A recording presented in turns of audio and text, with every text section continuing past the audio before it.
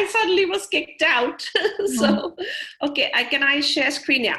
And then feel free to interrupt me, because I know the nutrition majors and the social justice and the sociologists have a different point of view, and feel free to push back. And so what I am positing is that we have food, but we don't know what to do with food. We don't know how to cook. We don't know how to stretch the dollars, right? So when I was growing up, the most uneducated peasant woman in rural India could cook very nutritiously for her entire family, right? Which might include 10 to 15. She knew how to grow local herbs. She would grow local vegetables. She knew the value of beans and lentils. And as a woman, we know less and less of how to cook. We know less and less about nutrition. And so frankly, what I hear as food insecurity in this country, to me, is just lack of knowledge about food, good food, nutrition, cooking. And if I were to go with food insecurity, the first thing I would do is cooking lessons, right? Because when I talk to my students, they don't have the money to buy processed foods. But it's never talked about, well, do you know how to cook? Because if you cook, you don't need a lot of money to eat in this country, right? And I'll be happy to take questions on this. I know what I'm saying is a little counterintuitive, but this is my third world background, my history that I'm bringing to the table, right? Where I have seen famine. It's a terrible, terrible thing for anybody to have to live through, right? Okay, so that's the number one thing. So till about the Second World War, we lived, and this was everywhere, right? I mean, except a few oases, or in certain places where the population was so low that everyone had enough to eat. But for the most part, human beings have been hungry, right? Which is why we think about food all the time. Our brains are still wired for hunger, right? And we think of food, and we have not transitioned from very little food to what we have. The problem now is too much of not very high quality food, right? So our brain is in that weird juncture where we are programmed to constantly look for food because we don't have enough food, but we are surrounded now by very poor quality, masses amount of food. And so we continue to behave as if we are in a food deficit environment, which is how we evolved. Those are the conditions in which human beings evolved. And we also were foragers, right? Agriculture was only discovered 12,000 years ago. That's not very long in historical time, right? For most of human history, we've been foragers, right? And less hunting, more foraging. Hunting is very hard. Women led the foraging, right? And it is estimated that our ancestors ate up to 3,500 different fruits, vegetables, berries, and nuts. We would have a hard time, coming up with 100 if you're lucky, right?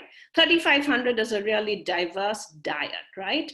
And so that's where we want to forage. Instead, we are eating Cheez-Its, right? Or chips. And that's the reality that we are facing, right? And so, but the good thing that has happened, and I want to emphasize that, because as a historian, it really scares me how everybody says the past is this beautiful place, right? And so much of all the media is all about this beautiful, beautiful past. And as a historian, I know that's simply not true, right? Now, so after Second World War, American scientists came up with a way to create synthetic fertilizers. And before that, people had used, horse manure, goats and chickens, what we're trying to do in our house, bird droppings, from in Peru, they had these mountains of bird droppings and guano that was brought to Europe. So people were always looking for fertilizers, but fertilizer was always in short supply. And during the Second World War, American scientists figured out, well, we have all these bombs left over, all this ordnance, let's try and turn it into chemical fertilizer. The processes were actually discovered in Germany, but trust the Americans to how to make money with it, right? So the Germans came up with the scientific research. The Americans said, okay, let's make some money, right? And then you have this miracle of the American agrarian farm, right? I don't know if you've ever been to the Midwest. Any of you been to the Midwest?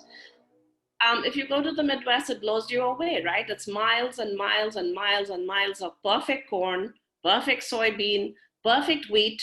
Nobody's in sight. These are ghostly places, right? Everything is done by machines.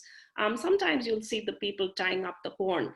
And you see the same thing in Canada, the same thing in Russia, which is a big exporter of food, Ukraine, Kazakhstan.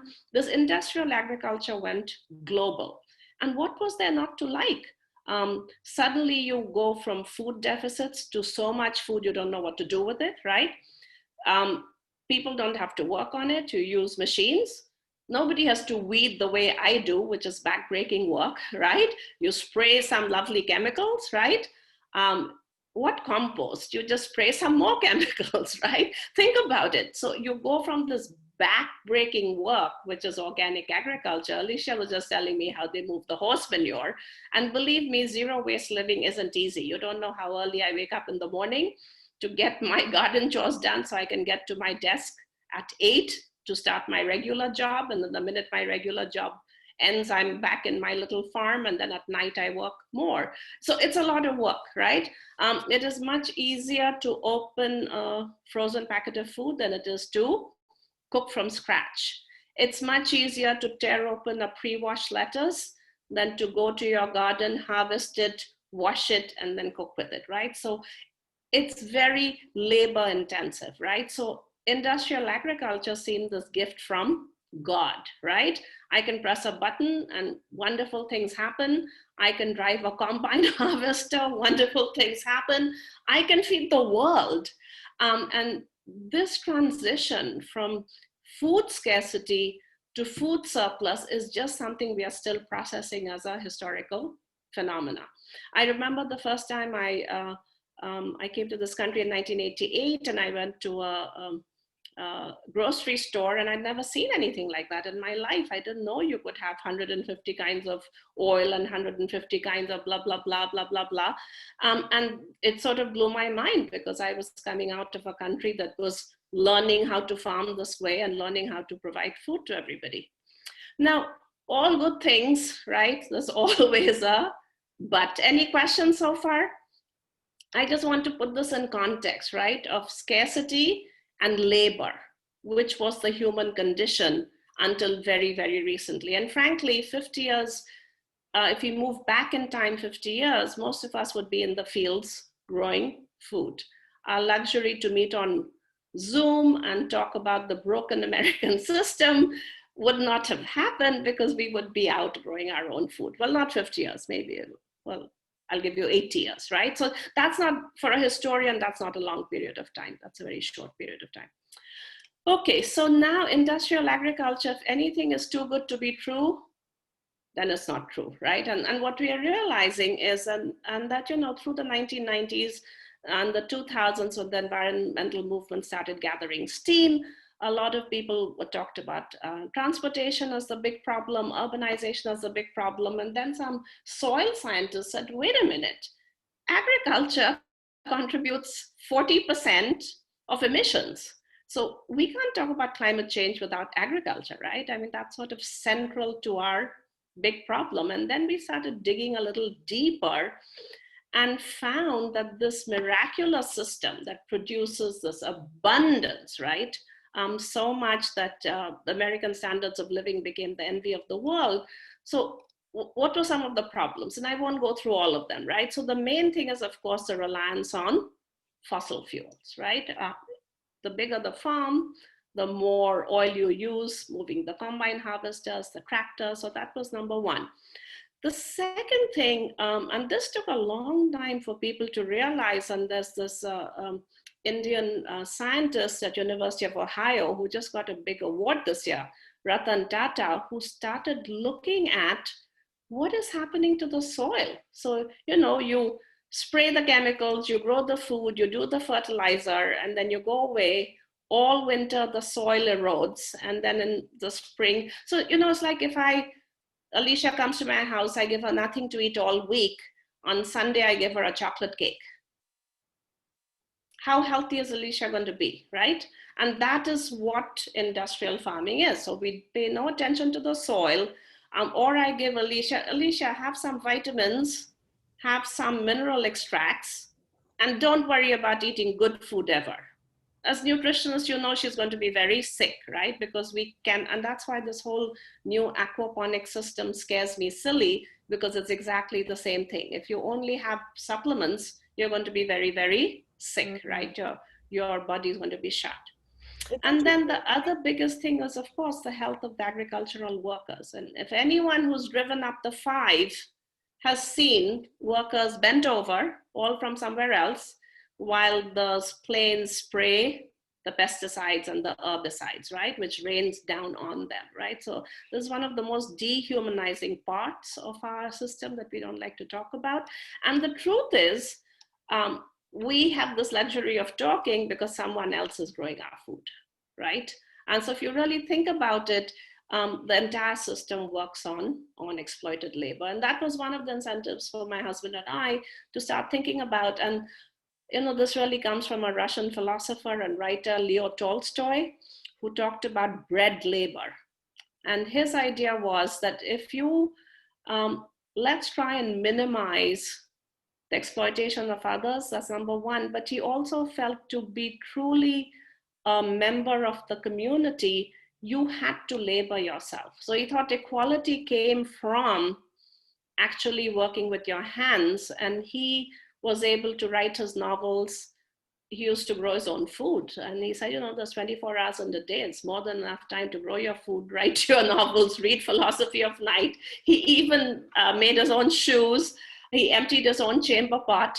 But he really felt in order to belong to the human community, he called it bread labor. And I think that's a wonderful way to think about it. What is bread labor? And that's very important to my husband and I. As we work, it keeps us grounded, right? Reminds us of who we really are. So the new thing and the latest buzzword is called regenerative agriculture, right? As opposed to industrial agriculture. And regenerative agriculture, and I want to highlight it, right? Because we don't know if we can feed the world with regenerative agriculture. I want to believe we can, right? But we simply don't know. And so, it's like having a dad who's paying your bills, which is industrial agriculture, which is allowing you to go and find yourself. Does that make sense? Because as long as that check keeps coming, you can find yourself in a hippie commune, right? And so I'm always very skeptical about people who say, oh, we can just go back, right? It used to be so wonderful. What I feel is there are a lot of things we've learned through the system. We have to keep some of those good things that we learned, and then we have to, so I always think we move forward with as many things as we've learned rather than set up this binary opposition of this is good and this is bad. I'm very uncomfortable with binary oppositions. So I won't go into detail into regenerative agriculture, but this is of course what we are trying to do in this garden. If the whole environmental industrial agriculture was based on the notion that the soil doesn't matter, right? Like it's like your body doesn't matter. If you're feeling down, you can always have a power smoothie, right? So you're and so the soil doesn't matter. We can always, add some amendments to it. In regenerative agriculture, you start with soil health, right? So it's just like your body, right? You can either take supplements or you can really start about your health in a profound way.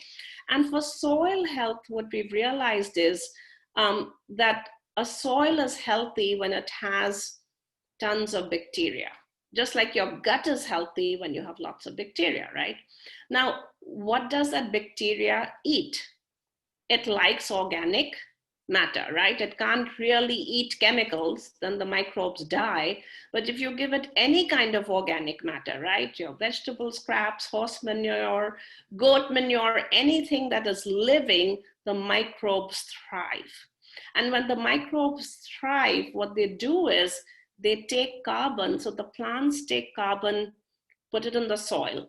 The microbes eat that carbon and multiply, right? And then they bury that carbon deep in the soil, right? So this is the most significant breakthrough that regenerative agriculture can actually also solve the climate issue, right? Which is a huge thing, right? And this is what we are trying to do on campus, is really start building up healthy soils. And once you have healthy soils, then gardening becomes easy. But we start the other way. We try and grow things and then wonder, well, why aren't they growing right? But really for the first few years in our house, all my husband and I did was work with the soils, right? And now almost anything we plant grows quite easily. We don't have to worry about it. But I remember the years and years and years of just working with the soil. Now, there are two other things. Any questions? Questions? You guys losing interest? I can stop at any time because there's a, okay. We are with you, yeah. With me? Okay, oh, okay. Yeah. Okay, and so then I want to pivot to, for me, my garden at home and now the garden on campus is a prototype of what the city can look like, right? Because all my life I've heard this, oh, we have to leave the city to have chickens, right? Or we have to be, I need space to grow food, right? So our whole society is built on the notion that the city is a parasite and the nature is out there, right? Nature is in the Yosemites. Nature is in this beautiful place I hike, right? And we were asking the question, but nature is everywhere, right? We are this unimportant species living in nature. What gives us the right to build up these dichotomies of I'll write a check because I really care about the polar bears who are dying, but I don't really care about where I'm at right now, right? And a lot of environmentalism, unfortunately, is about protesting fossil fuels. There's a lot to protest. I'm not taking away, but I think it does take away from what we can do to build, right? There are many things we can be angry about, but I feel I have so many hours in the day. I would rather go to bed at the end of the day feeling one more thing that I managed to build. And so this is a different way of thinking about environmentalism. Instead of, the Extinction Rebellion in London where they tied themselves to the bridges, I was just thinking, well, what if everyone tried wherever they were at to make it the most sustainable place in the world, right? The city could look very different, in my opinion. So what are some of the ways that we can reimagine the city, right? The definition of a city is our food comes from somewhere else, right? Isn't that the way we define the city, right? And so what if we change that whole pyramid on its head, right? What if the city became a place where we could grow our food? It could be a place of urban forestry. It could be a place of fruit orchards, right? And we are so lucky to live in the Americas, right? We have one of the biggest repertoire of foods that were grown on this continent, right? And instead, we've imported a lot of European varieties that are not very well suited for us, right? So if we dig into the history of our own past and look at how people lived and how they ate, maybe we can go there. So some of the things that we can do, and this of course relates to soil health, is our waste management. So LA is really, really backward. San Francisco has been turning its waste, and they make money. They sell it to farmers all around. They can't keep up with the demand, right? What San Francisco has been doing, Toronto's been doing, so many cities around the world, right? Singapore, Calcutta, I don't know why LA, I believe we are going to start, that's what I keep hearing, we're going to start. But organic waste is actually not waste, right? If we all separate our greens, this is gold, right? This could be the hottest thing in agriculture if we all started adding some organic waste and restoring the health of our soils, right? Because our soils are degraded. If you look at pictures of Los Angeles from 200 years ago, this basin was forested, crisscrossed with 3 rivers, bunches of streams. This was a very green space. Los Angeles is not degraded soils and concrete the way that we have turned it into it. And the best thing is about nature is so resilient. Give it 10 years, give it five years, feed your soil, you can transform any piece of land. And that is the most wonderful thing we've learned about the resilience of nature. Now, if we increase our soil health, there are cascading good things that come with soil health. Number one, Los Angeles, we get 12 inches of rain, average a year, right? We keep saying we don't have enough water. We have more than enough water. If our soil acted like a sponge, if we had trees, it would store the water in the soil and it would feed our aquifers, right? That might be a better way, instead of stealing water from the Colorado River from so far away, which is what we do right now. We could start, we have enough water to for our population needs. That's number one.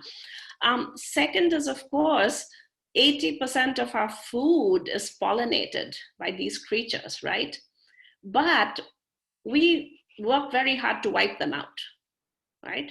So if we, you will see, if you come back to see the garden in 5 years, you will see it'll be filled with birdsong, with bees, with butterflies, with every kind of insect, right? It is quite amazing. And then once we have that natural pollinators, it's a virtuous cycle, right? It helps the garden grow, right? So nature is very complex. So you can't just have one piece and not the other 95 pieces that go with it. The other two things, and again, interrupt me if I'm going too long, is we are going to face rising temperatures, right? The world has been in this Goldilocks moment for about 12,000 years, where really temperatures haven't gone up more than 1.5 degrees. That's going to come to an end. Ultimately, we are going to all go into an ice age and we're going to go extinct. But till we get there, we are going to have rising temperatures. And what a lot of geologists are saying, instead of worrying about, let's stop climate change now, which nobody can, right? None of us can stop climate change. What we can do is build climate resilience, right? So if Los Angeles is becoming hotter, we plant a lot of trees, and this is something Eric Garcetti's done. Everyone plants 2 trees. We cut radiant heat, right? The heat that radiates back from our concrete and from our streets, right? And we build that urban canopy. We can bring down the temperatures in LA. And this is what they're trying to do right now in Phoenix, which is, they're experiencing 115 degrees, 120 degrees. And it's always the poorest communities that have the least canopy. If you look at a GIS map, you'll find the richest neighborhoods have the most trees and the poorest neighborhoods have the least trees, right? And sometimes it's as simple as plant 2 trees, take care of them for the rest of your life, right? It can have an amazing multiplier effect. The other thing that I'm very interested in, and this is something we've done in our house, is urban fruit orchards, right? So we have taken over the pavement outside our house and we've planted 14 fruit trees. And now people stop by all the time to help themselves. And I get lots of compliments. Oh, your guavas are so delicious, or your pomegranates are so good, or you ran out. I had this, a neighbor a little angry. What do you mean all the persimmons are gone? I said, yeah, people have been helping themselves. And so people think it's a grocery store. It's not, it's just a community orchard. But I just think of LA filled with fruit trees. Just that vision gives me so much pleasure to even contemplate, right? Okay, how am I doing on time? Should I stop? I think you're doing pretty good. We've got like 20 minutes left, so.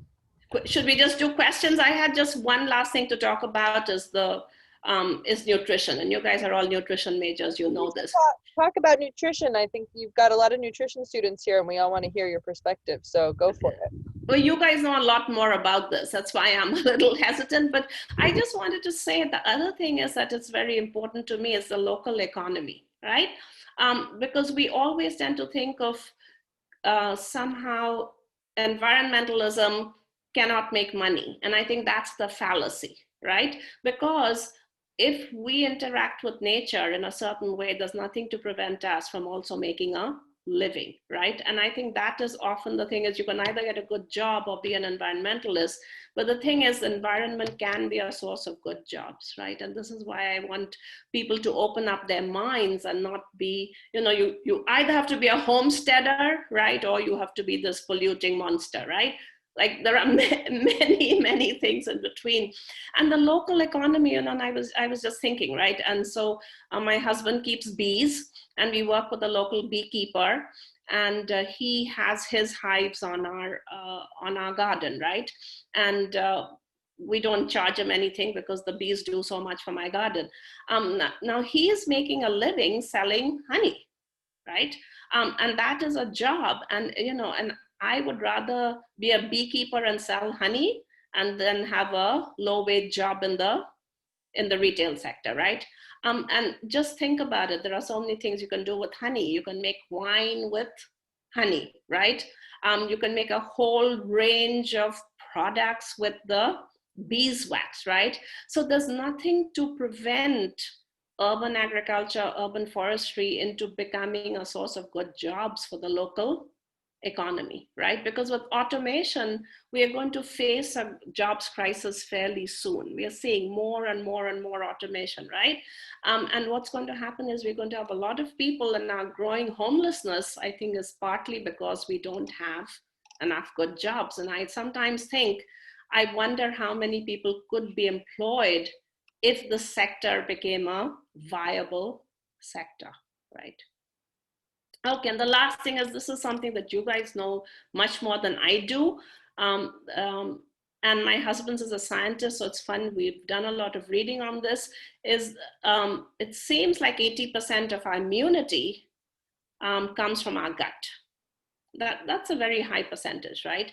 And what we found is that food that is grown in microbe-rich soil, so not organic food, microbe-rich soil, right? So the amount of bacteria in the soil mirrors the bacteria in our gut, right? And the other thing is that what a lot of scientists are finding is people are lacking minerals, because minerals are very hard for plants to access. Minerals are usually stored deep in the earth's core, right? So unless you have organic matter, which is rich in minerals, then organically grown plants have no minerals, right? So something like a nopal, which Alicia knows I'm completely obsessed with, and I've been making nopal bread, nopal soup. I've been experimenting with how to, because frankly, I don't like the way it's cooked in Mexican culture, so I've been experimenting. But nopal is a powerhouse of calcium and magnesium, two things we really lack. And it grows in the desert, right? So it has a way to take in the minerals from that soil. Now, if you compost nopal in your regular soil, then you're adding all those minerals back for other plants to then pick up, right? And I'll just stop there. And this is something, the interesting thing will be that this very labor-intensive gardening system that I've just laid out, how can we scale it for 7 billion people, right? But what we can do, and this is what I feel so strongly about, is even if you don't have a garden, you can grow food in containers, right? So don't think homesteading, just think about, I can grow longevity spinach in a container. It grows 12 months of the year, right? I can grow nopal in a container. We can grow beans pretty much all year round in Los Angeles. That can grow very easily in the container. I'm harvesting a lot of something called golden berries. It's a kind of gooseberry that's indigenous to the Americas. Grows pretty much all year except when it's very, very hot. It's super hardy. Nobody can kill this plant, right? It'll pop right back, right? You have berries all year round, right? So there's a lot that we can do without giving up our jobs, our lives, and becoming a homesteader. And I'm going to end it there. So let me stop share. Okay. Questions, comments? Choi, I've never heard you, you know, you and I have had conversations about this, but hearing you really go through I've never seen you in teacher mode and going in depth about all of this stuff. That was so awesome. Thank you. Thank you so much. Do you guys have questions or comments? I know Kendall just commented something that I don't know if Kendall feels empowered to unmute herself and share. It's super interesting. Please, because you know, Hi. I'm not an, oh, hi Kendall, how are Hi, you? Choi. I'm good. I was looking for a tree to buy for my backyard, and I settled on California pepper trees, and I found out that they're the kind of trees that they have considered to have, you know, male and female trees. And as I sort of fell into this rabbit hole, I found out that it's one of the trees that are popular for city planners, but the city planners like to only plant the quote male trees because they're not messy. But then they put out all this pollen and there's no female trees to take in the pollen, and it adds to allergies. But so your comment about sort of urban orchards kind of made me think that, you know, city planners are sort of have been going in the complete opposite direction. They actually avoid the kind of trees that fruit or flower or do those kinds of things. It's kind of it was crazy when I heard about it. It's something I never would have thought of before. So Kendall, you're so right. For the longest time, our last head of facilities, who shall go nameless, who was my sworn enemy, our biggest fight was, well, if we plant fruit trees, the homeless will come and eat it. And I said, isn't that the point? And finally, we did plant some fruit trees. Julie Fun and I put in a little garden near King Hall. We did a whole bunch of fruit trees, but that was a standard response. Well, we don't want people coming to our campus, and it's better they rummage through the garbage. That's okay, but let them not eat any fruit from the tree. Was it like a lawyer thing? Were they worried about liability, or? I don't even want to revisit. I spent so much time having insane arguments with insane people, and that's why it's so nice to see all of you. So. I mean, it's interesting too, the like bottom line of things. You talked about the local economy and like, you know, how we think about making money and making sure that people can have a living wage by being environmentalists, by working in the good food movement, you know. And it's a really hard thing to convince others of, that there's always an economic bottom line. And as we've been developing this garden, that has become increasingly apparent to me while we deal with all of the administrators and all of the, you know, trying to get the school to give us a couple $1,000s to compost, which is state mandated. They're like, well, you know, how are we going to make money off of that? I'm like, Yeah. But you know, Alicia, this is going to take a lot of different kind of thinking, right? And I do a lot of lectures because I feel like if we start changing people's ideas about what is food, what is environment, then the demand comes from there, right? We have been taught that electronic gadgets are the most desirable things in the world. What if good food became the most desirable thing? What if what if people were willing to pay $300 for very good honey, which in India people will pay for, right? Places where there's the culture, people will pay good money for good products. And I think that's what's going to come to America, right? I mean, it's only been 80 years. 80 years of unlearning. It's possible. Yeah. Andrea, you raised your hand. We were crossing our fingers saying we hope it comes. That's what we're hoping for. But you guys are part of the change. The fact that so many of you are nutrition majors, I mean, that just shows that's what. So Kendall, you should plant some fruit trees also. Yeah, I'm hoping to. We recently bought a house, and it's the first time I haven't lived in an apartment for many, many years. So I'm excited to start being able to do those kinds of things. But I really appreciate some of the things you said about finding other ways, even if you do live in an apartment.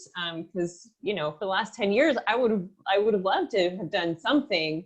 And it's, you know, I think it's unfortunate that I did have to feel like I had to wait until now. If there'd been other options, I think that would have been fantastic. But it's not your fault. Modernity has made us think that the city has to be this way, right? The city has to have cafes and juice bars and yoga parlors and not a tree, right? I mean, this is some of the things that we've been taught. When you go to the city, this is what the city should look like. So I don't know, because I'm in Riverside, so I'm far away from LA. Right. But the Riverside County, once or twice a year with your electric bill, on the back of your electric bill, they give you a free tree. So you take your free tree coupon or whatever, and you can go anywhere in Riverside. We have a local nursery that we go to, and you just show them your electric bill. They give you a free tree. So we've been collecting fruit trees for years. We've got apple trees, blood orange trees. We've got all, yes, I know. We've got all kinds of trees. So, and we have chickens in my backyard. We're not technically zoned for them, but we have trees. So we will literally scoop up their poo and just throw it in there. You know what I mean? My kids will throw the banana peels in there, like all kinds of stuff. So I don't know if they have that in LA County, but there's also been an initiative in Riverside where down one of our main streets is Magnolia. And they plant trees all the way down Magnolia, down the center divider. So there's just trees all the way down the center. And I don't know if there's something that we could, I don't know, get together in Los Angeles. I don't know if that's something that, maybe they're talking about. I don't know. Well, Eric Garcetti's planted a lot of trees, right? We have lots and lots of trees, and free trees are being given out, especially in Long Beach. But there's very few fruit trees that are being planted because, like Kendall was saying, one good thing is I live in Altadena near Pasadena, and over there they've been planting lots of oaks, right? The Engelmann oaks, which is something we need. But I really wish someone would start thinking of planting fruit trees because that's like a no-brainer. Well, the fruit trees. There's this organization called the Fruit Statute that recently hosted a talk with one of the women who's running for city council. Nithya, I think her name is. And they have been working on an initiative to get a canopy especially in South LA, I think is where they're focusing, is to put trees in there to address the things that you're talking about. And hopefully with her fruit background, they will be working on some fruit trees also. So it's happening. I always feel a lot of good things are happening, right? And it's just a question about changing people's minds one step at a time. But we live in the best climate in the world, right? I mean, I just imagine if you lived in Philadelphia right now, it would be a little different. Absolutely. Any other questions? I know Tiffany raised her hand. Oh, hi. I'm one of the other librarians. The librarians are kind of like reading your Zoom call, me and Kendall. Hi, Tiffany. Hi, Choi. Nice to meet you. So one of the things I've been looking at and trying to talk Kendall into is starting a seed library in the library. Okay, so we're still early, reading some articles about how other libraries have done it, but would you all want to chip in feedback or whatever way we can be work together?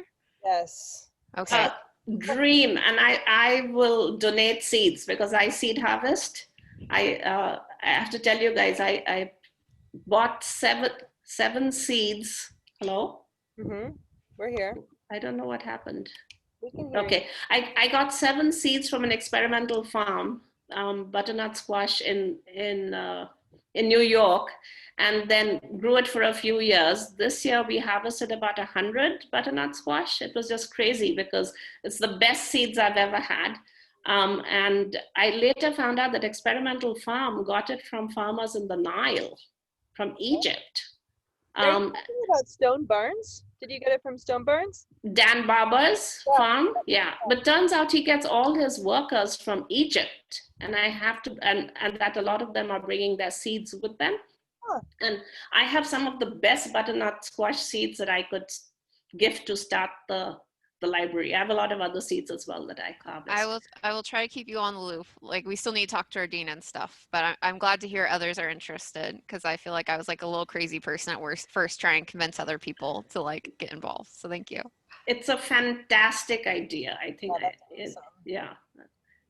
And I like the way it works, that, you know, you take it and then you seed harvest and then replenish the original, which is, because that's a big problem. Big ag has patents on almost every seed, and it's just terrible what they're doing with those patents, right? If a farmer can't harvest their own seeds, what kind of farmer are they?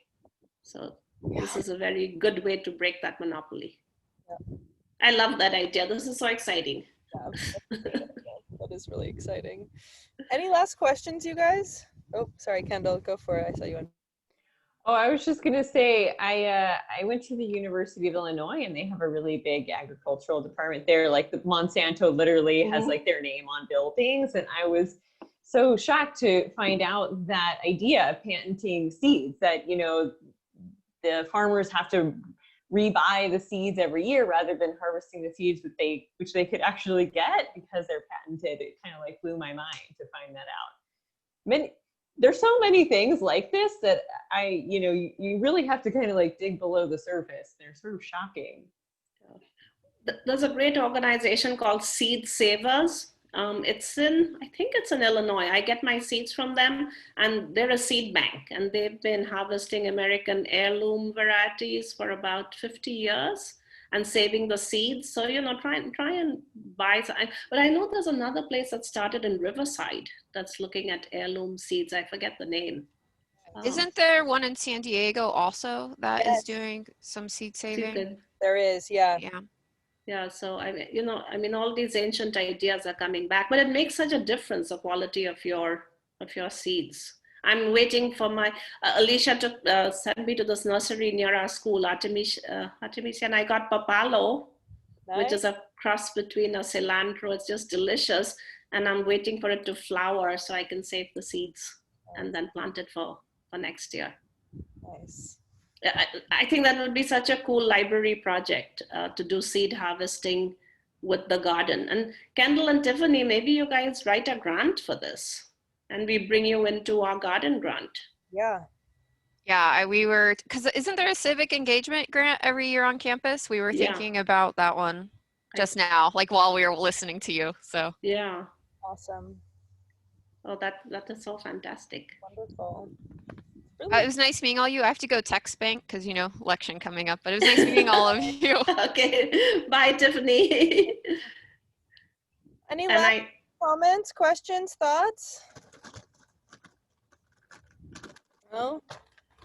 Sorry, Choi, were you going to say something? No. I'm saying thank you guys for inviting me. This was really fun to meet all of you. Thank you so much for coming. Thank you. Yeah, thank you. Thank you. Thank you. And let me know if I can be of help in any way. And once COVID is over, all of you come over for a tour. Perfect. Oh, yeah. Yes. Okay. Bye, guys. Bye, Choi. Bye. Have a good day.